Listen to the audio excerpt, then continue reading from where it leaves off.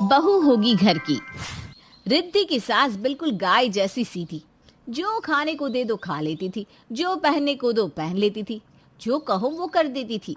शादी के बाद सास का सीधापन देखकर रिद्धि ने पूरे घर में कब्जा कर लिया था। हाँ भैया, कैसे बिल बना दिया इतना ज्यादा? ये छोटे कपड़े, उसके तो 2 रुपए मैं बिल्कुल नहीं दूंगी। 1 रुपया होता है छोटे कपड़े का।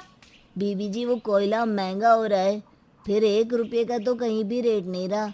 मैं नहीं कर पाऊंगा इतने कम में कपड़ों को आयरन। मेरा हिसाब कर दो, मैं कल से नहीं आऊंगा। सास कुछ बोलने ही वाली थी कि रिद्धि प्रेस वाले को पैसे पकड़ा कर भेज देती है। माँ जी, कपड़े अब सब खुद ही प्रेस कर लेंगे, ठीक है ना? हाँ हाँ ठीक है बेटा, क्या नहीं। सास चली जाती है, हाथ में सूती की स्टार्च लगी कड़क साड़ी लेकर। पीछे से रिद्धि का पति रोहित आता है। रिद्धि, मैं ना 2 दिनों के लिए कानपुर जा रहा हूँ, मेरी मीटिंग है। कानपुर का नाम सुनते ही रिद्धि झूम उठती है। मैं भी चलूंगी, वैसे भी माँ को देखे 2 हफ्ते हो गए हैं।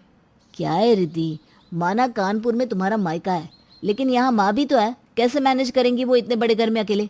माँ का ख्याल रखो, मैं 2 दिन में आ जाऊंगा। माँ को मैं पूछ लेती हूँ ना, वो हाँ बोलेगी तब तो ले चलोगे ना। पति क्या कहता, हाँ में सर हिलाकर वो निकल जाता है। अगले रोज रोहित के सामने, माँ जी वो क्या है ना, ये कानपुर जा रहे हैं, हमारे मायके। आप कहें तो मैं भी चली जाऊँ, माँ से मिलाऊंगी, क्यों? हाँ हाँ चली जाओ बेटा। पर माँ, आप कैसे मैनेज करोगी खाना पीना, घर की देख रेख? अरे अब क्यों बोल रहे हो तुम? माँ जी ने हाँ कर दी है ना, फिर आगे क्यों बातचीत कर रहे हो? जाऊँ ना माँ जी? हाँ हाँ तो कर दी है। सास का किरदार इतना शांत, बर्दाश्त नहीं हो रहा ना आप लोगों से। लेकिन रुको, जरा सब्र करो। रिद्धि पति के साथ कानपुर का रास्ता पकड़ लेती है और पीछे से सास करती है किसी को फोन। हाँ विमला, आजा, गई चुड़ैल अपने घर। तो आ जाती है विमला, यानी कि सास की बचपन की सहेली।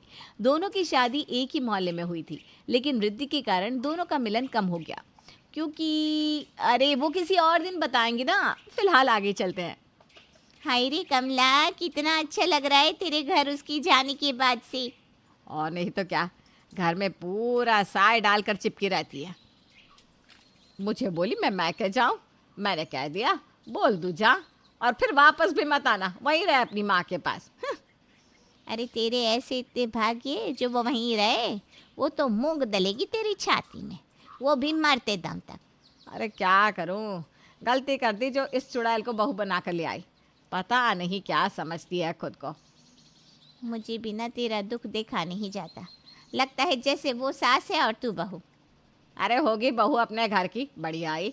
रोहित के पापा जिंदा थे ना, तब से चौराहे का कल्लू ही हमारे घर के कपड़े प्रेस कर रहा है, लेकिन उससे भी लड़कर निकाल दिया। अब क्या मेरी कॉटन की साड़ी इसकी माँ आएगी प्रेस करने?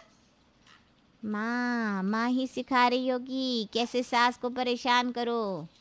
अरे तू बात ही ना किया कर उससे। अरे मैं नहीं करती बात। जो बोलती है मैं हाँ कर देती हूँ। बस भगवान करे वो वहीं रहे। अब 2 रोटी खानी है, सुकून से तो खा लूँगी। दोनों सहेलियां अपनी बातें करती हैं, खाती पीती हैं और मज़े करके विमला वापस अपने घर चली जाती हैं कि फ़ोन की घंटी बजती है। किसका फ़ोन आ गया इस वक्त? ये क्या, फ़ोन तो उसी चुड़ैल का था, कानपुर वाली। माँ जी, विमला चाची से बात हो गई हो तो घर के मेन गेट की कुंडी अच्छे से लगा लेना। वो क्या ना, चोर उचक्के बड़े घूम रहे गली में, किसी को पता चल गया ना कि अकेली हो तो पता है ना क्या करते हैं। हाँ, सास का तो मन करता है कि गला पकड़कर टेंटुआ दबा दे, वो भी फोन से ही। अच्छा बहू, ठीक है, गुड नाइट। हाँ, फोन रखने के बाद बड़ी आई, मुझे ज्ञान दे रही है। अरे 16 साल में शादी करके इसी मोहल्ले आए थे, यह कल की आई बताएगी कि कैसे रहना है। हाँ? सास आराम से सो जाती है। सुबह काम वाली आती है, वो काम कर रही होती है। सास उसे चाय बना कर देती है। चल आजा, थोड़ी देर बैठकर चाय पी ले। वो क्या है ना, सारा दिन तो तुझे काम करना ही है, तू भी थक जाती होगी। वाह आंटी जी, आपके हाथ की चाय ना बड़ी मिस करती है मैं।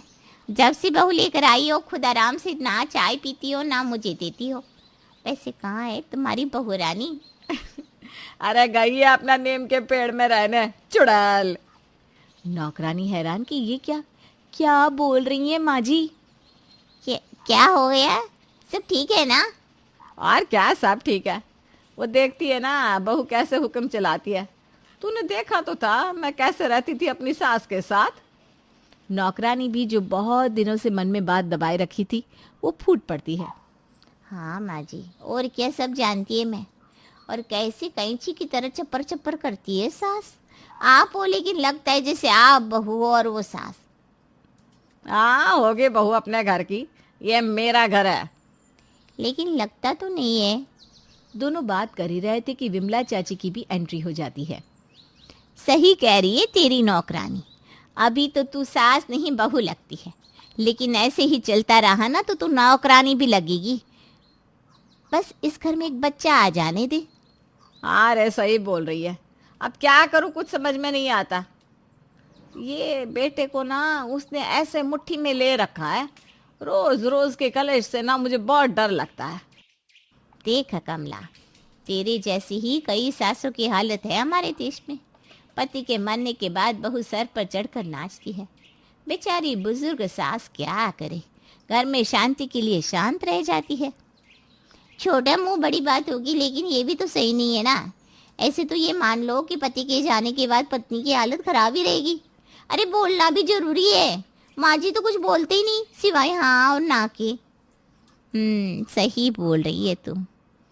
अरे कमला तो अनपढ़ है, तू तो पढ़ी लिखी है। अपनी बात तो रख। जो सही है वो सही है, फिर देख क्या होता है। सास को भी सहेली और नौकरानी की बात समझ में आ जाती है। वो ठान लेती है कि अब बहू की जो बात बुरी लगेगी वो उसे उसके मुंह पर बोल देगी। सही बोल रही हो तुम दोनों। अब देखना मैं क्या करती हूँ। लेकिन माँ जी, आप बोलना तो रोहित भैया के सामने, क्योंकि पीछे से आप क्या बोलोगे और वो रोहित भैया को क्या बोलेगी, फिर रोहित भैया आपके बारे में क्या सोचेंगे। इसलिए जब भी बहू की कोई भी बात बुरी लगे तो रोहित भैया के सामने ही बोलना, ठीक है। नौकरानी थी तो नौकरानी, लेकिन बात 100 पति की कर गई। विमला भी कमला को ये सिखाकर घर चली जाती है। फिर क्या, फोन बजता है। सास फोन उठाती है तो सामने से बहू का फोन था। अरे माँ जी, मैं और रोहित तो है नहीं घर में। बर्तन तो निकल नहीं रहे होंगे ना धोने के लिए, तो नौकरानी से दूसरा काम करवा लेना, ये नहीं कि चाय में बैठकर पंचायत करो। सास चूंकि भरी पड़ी थी, बहू तुम नहीं हो तो ऐसा तो नहीं है ना कि हम पत्ते में खाना खा रहे हैं, और दूसरे घर के काम तो तुम आ जाओ नौकरानी के साथ मिलकर कर लेना। हमें बताने की क्या जरूरत है। वैसे तुम ना हमारे घर के लिए परेशान ना हो, अपने घर में रहो जब तक रहना हो। हम तो कहते हैं महीना लगा कर ही आना। वो क्या है ना, रोहित बोल ही रहा था अगले महीने उसे फिर जाना है, तो क्या बार बार आन जान करोगी हैं? अच्छा बहू, फोन रखते हैं। जो सास के मुंह से हाँ या ना में जवाब निकलता था, उसके मुंह से इतनी बातें सुनकर तो मानो रिद्धि के होश ही उड़ जाते हैं कि ये क्या हो गया। रिद्धि सारी बात अपनी माँ से करती है। तो तू ही तो मौका दे रही है कि लोग उनके पास आए और उन्हें भड़काते रहे। तू क्यों अपनी सास को अकेला छोड़कर आ जाती है? अब मधुमक्खी आकर कान में तो भिन भिन करेगी ही ना। सही बोल रही हो माँ, मैं कल ही घर जाती हूँ। हाँ, लेकिन अब मैं नहीं जाने दूंगी। कैसे उसने कहा कि महीना भर वहीं रह? अरे हम नहीं रख सकते क्या तुझे? अरे महीने भर के चक्कर में सास पूरा घर हड़प लेगी। वैसे तो मैं आंख दिखा कर रखती हूँ, उसे पता है ना पति तो जिंदा है नहीं उसका जो उसकी बात सुनेगा। बेटा है वो भी मेरी मुट्ठी में।